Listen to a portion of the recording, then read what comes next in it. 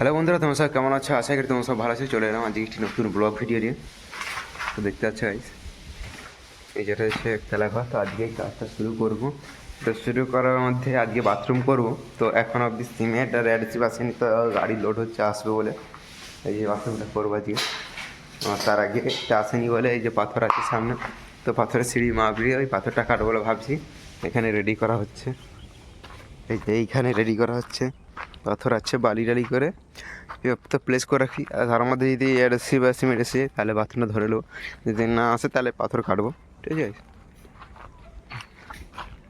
এই করে আজকের দিনটা কাটবে।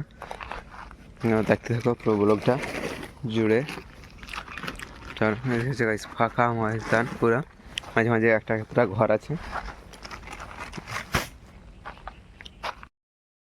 সবাই এরকম কাজ করো, মাঝে মাঝে ফাঁকে ভিডিও হবে, কথা হবে তোমাদের সাথে। আর যারা আমার চ্যানেলটিকে এখনও সাবস্ক্রাইব করেনি, প্লিজ চ্যানেলটিকে সাবস্ক্রাইব করে দাও।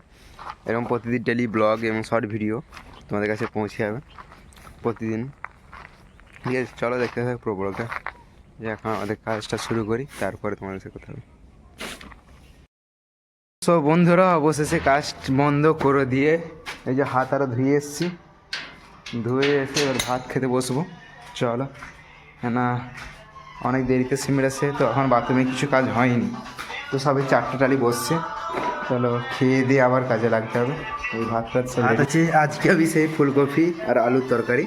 তো এখনও দুটো ফুলকপি আছে, এই 2-3 দিন, এখন 2 দিন ফুলকপি আলু তরকারি খাওয়া হবে। চলো ভাত খাওয়ার পরে কথা হবে।